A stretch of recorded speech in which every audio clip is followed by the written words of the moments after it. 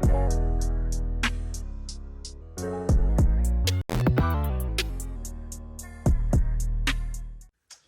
cousins, and welcome back to the channel. So today I will be going over the progressive assessment, not really going over the deep, like the exact questions that's on the assessment, because I don't remember and I don't know if we even get the same assessment as far as the exact same questions. However, I will be going over the key components of what they do go over on the assessment in order to help you pass. So that's what this video is for. This week it's been a long week for me, but I'm still here. I'm still in good spirits, healthy. I'm great. So yeah, there's a few things that I do want to touch on. My content will switch a little bit, not drastically. I'll still do like day-to-day life stuff about me, daily dose of Dayon, but we are going to focus on like work from home positions and just helping people get jobs and start a career with these companies. So again, today it'll be progressive assessment that we'll be going over, and then after this video I will post another video just going over jobs and particularly detailed information, because a lot of people want to know like what states they're hiring for, or you know, is it part-time, is it full-time, what's the position, how do I find it, things like that. So that's what we're going to go over in the next video. But this video we're going to strictly focus on progressive's assessment that they send out after you apply. So as far as the progressive assessment, they really do the assessment in order to make sure that, you know what I'm saying, you're a good fit for the position that you're applying for. Most of the positions that I've seen, you do have to do the assessment. I haven't seen a position where you don't have to do the assessment. So in my opinion, it's company-wide. If you apply for progressive, you will be doing an assessment. No ifs, ands, or buts about it. So you're going to be, some of the things that they focus on are how you solve problems and how you apply knowledge to new situations. So one thing for sure that I remember from my assessment is they do ask you situational questions. So if a customer does this, what would you do in this instance? Questions like that, what I normally like to do is put myself in the employer's shoes. If I was a boss and I was hiring somebody, if they did this opposed to this, would I hire them, or would they need to do this opposed to this? If that makes sense. So like they may say, if a customer calls in frustrated, would you A, transfer them to your management team, or B, diffuse the situation? I don't need every escalated call being transferred to me. I need you to try to calm them down and, you know, get through the call. So if someone chose this opposed to this, that probably wouldn't be the right answer. Even though they say that it's not a right answer, it is a right answer, obviously, if you can fail the assessment. You get me? You get me? We on the same page? We here? Okay. So, some ways of like how to prepare when you are about to take the assessment. Please make sure you are in a comfortable, quiet space, somewhere where you can focus and go ahead and knock it out the park. Also, make sure that you're reading the question, rereading the question, rereading the question. Like they used to tell us when we was in school, don't second guess yourself. So what I did was I read the question without looking at any answer choices or anything. If Tom called in, I rate, how would you do it, A, B, C, or D? I don't even look at A, B, and C, or D. If Tom calls in, I rate. In my head, I'm thinking of a master plan. I would show him empathy, you know, sympathize with his situation, try to figure out what he's needing help with, see how I could assist with his problem. If I'm not able to assist, see how I could get him to the correct person that is able to assist. Boom. Then I read the question again and look at the answer choice to see if what I just came up with matches what is already there. And then from there, you read the question again and you answer the question. Do not second guess yourself. I'm not saying read the question 3 times to second guess yourself. I'm saying take different approaches. So don't just read the question and look at the answer choices and select the first one that you think it is. Read. Make sure you understand the question before looking at the answer choices, because most times our mind, once we read the question and we see the answer choices, our mind goes straight to one answer choice, opposed to you breaking it down, you coming up with your own answer, seeing if your answer is on that paper. Does that make sense? I hope it makes sense how it is in my head. Yeah, don't second guess yourself. Avoid second guessing yourself at all costs. If you think that's what the answer is, and then you like, oh, but it could, no. Don't, but it could, nothing.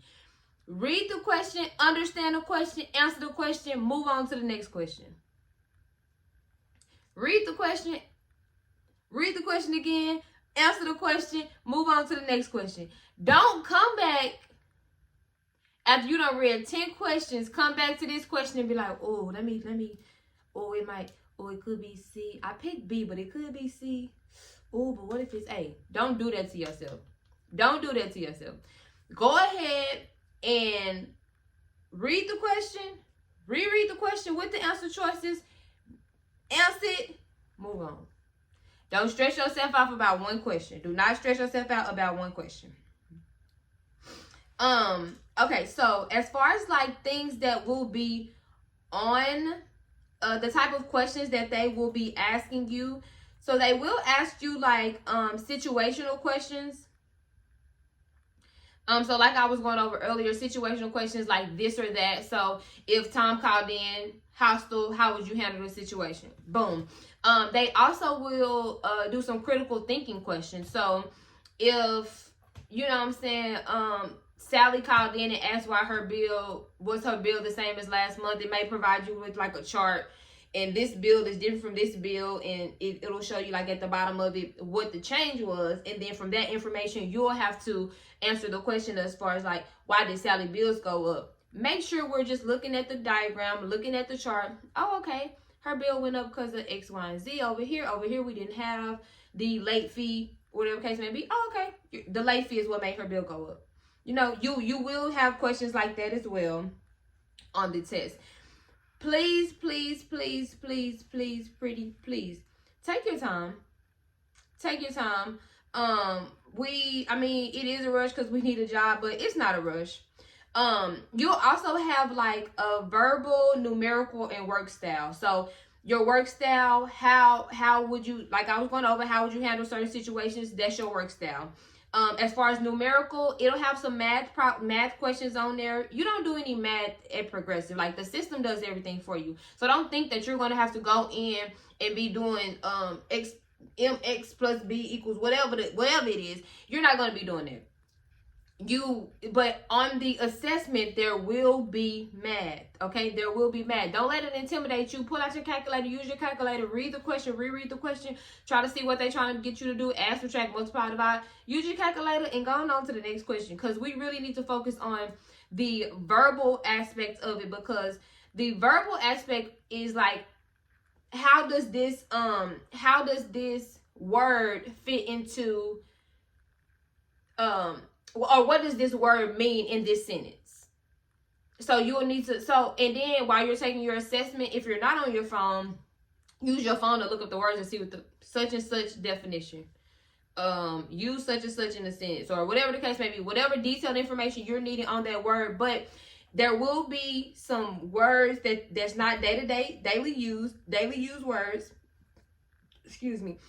These are not words that you use every day. So you may have to pull up your dictionary. That's fine. Pull it up, see what the word means, and see what fits best in that situation. My mama just walked in. Okay, so you'll also do like a personality assessment. So it's just gonna ask you questions about your personality. You know what type of person you would and would not want to work for you. You know, like, I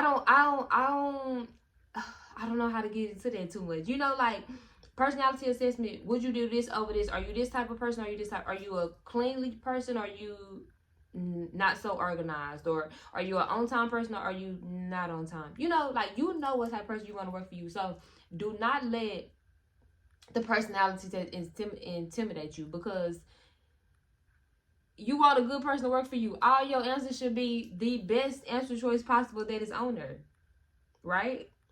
I don't know if that makes sense. And then it will be some things on there like call questions. So you will listen to a call, you will see the information that you can get out of the call, and you will put it in. I'm calling in to change my address. My old address was 1234 Broadway Road, and my new address is 6278 Spencer Street. Okay, what's the change? You'll put the change in. So that's just your listening skills, your active listening skills. Progressive is really big on active listening. So that's gonna be a easy part of the easy part of the test. So as far as so it's gonna be the verbal. These are the sections. It's gonna be the verbal reasoning, where they are, this is the vocabulary part and the ability to understand and interpret what you're seeing. So this is gonna be the vocabulary part, where you got to know what the word means. Use your dictionary on your phone. Use Google. Numerical reasoning, your ability to calculate, analyze, and interpret numerical data. So, calculate, interpret, and analyzing it. You're just analyzing data. So, just for that section, calculator is going to be your best friend. Calculator is going to be your best friend. In the position, you would not have to do the math. Their system will do the math for you. You will not have to do the math. So, don't let that intimidate you. As far as verbal reasoning, it may ask you something. Okay, so as far as the verbal reasoning, one of the examples that I see here is the client was very circumlocution with his request. I don't know what that means off the top of my head. If I go and I search it, it just says that he's using more words to describe something than most would do. So he's just overly describing something. So my answer choices that I'm looking at here is yes, but he's an excellent collaborator. No, he's not, because he's using too many words to describe one thing. Yes, but I was able to ground him. Maybe, but not really. Yes, so we added more benefits. No, just because he's using more words don't mean he get more benefits. No. Yes, it nearly canceled the transaction. No, because he's still describing what he's needing, but he's just using more words to describe it. Or yes, but I figured it out. Ding, ding, ding, ding, ding, ding, ding. I figured it out. Even though he was using all these words to describe what he needed help with, I still figured out what he was needing. And that would be your answer. So yeah, that's for that one. And then as far as the numerical reasoning, the example that I see here is Danny's savings accumulated an interest of 2.5% a year. Assuming the interests are reinvested at the same rate, how much does Danny have after 5 years? If at the beginning of the year he had 250 euros. So that's just gonna be a math problem. So that 25%, that 2.5%, you would just add that. Okay, so this math, this is a little advanced math. I don't remember seeing this on my test, but I could be wrong, because this is very, very, very advanced. This is very advanced. You need a formula and everything for this question. So this is an advanced math question. So don't think that it's gonna be that advanced. You do not have to do that much calculation in your position, in your role. Know that. So the math portion is important, but I feel like it wouldn't give or take you on a job, because you do not do that on a job, if that makes sense. And then as far as the personality assessment, so this gonna be agree or disagree question. So this question say, I usually like to take initiative on my ideas. Do you agree or disagree? And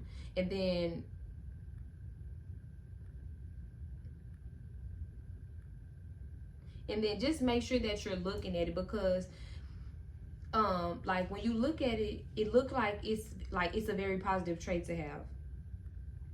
But you should always consider the questions in context of work. So like you working for somebody. So most candidates,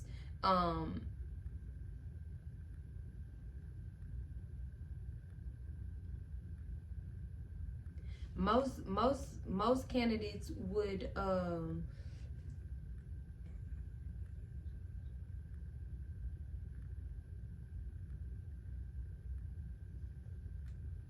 okay, so with this one, like most candidates, like regular candidates, like customer service representative, they will probably disagree with this question.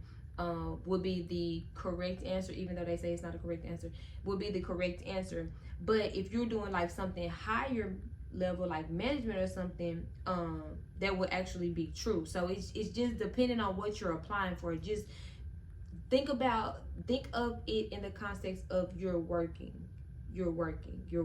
So depending on if you're applying for a management position or a customer service position, think of you being in that position for the questions that you're answering. Does that make sense? Hope so.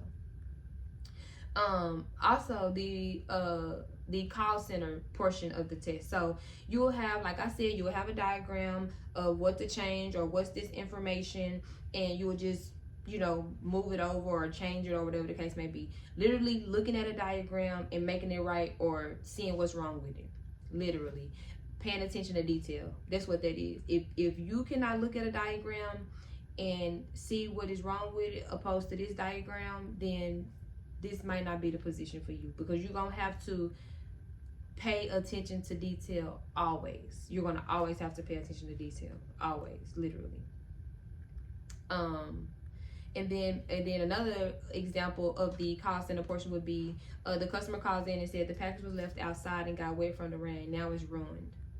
How would you come back with that from the customer? Well, first of all, you need to show empathy. You know what I'm saying? Sympathize with her situation and see what you can do within your limits. That's another big thing. What you can do within your limits. Because management probably could refund her and ship her a new item. You probably can just ship her a new item. You can't give her money back, you know? So within your limits, know what's within your limits for sure. And then a few tips that I would just say as far as like taking the test, be attentive. Every single section demands high concentration. You have to concentrate on the test. Please be in a quiet space where you can concentrate and knock it out the park. Be consistent with your answers. They may come back and ask you the same question and you put a different answer. Make sure you're being consistent with your answers the whole time. And then be whole. Just be yourself. You got this. Don't be nervous. Don't be scared. And just knock it out the park. Because it's you we're talking about. Like, it's normally about 50 minutes. Normally about 50 minutes if you take your time and, you know, go through it. And then also, as far as like the video interview, they love when you use the STAR method. And I learned the STAR method when I was actually about to interview for them. So STAR method is we use each letter. So S is for the situation. Situations mean that you need to paint a picture in a general sense. T is the task. So the task that you are, you know, wanting to include in that answer. And then what action did you take? Like, what action did you take?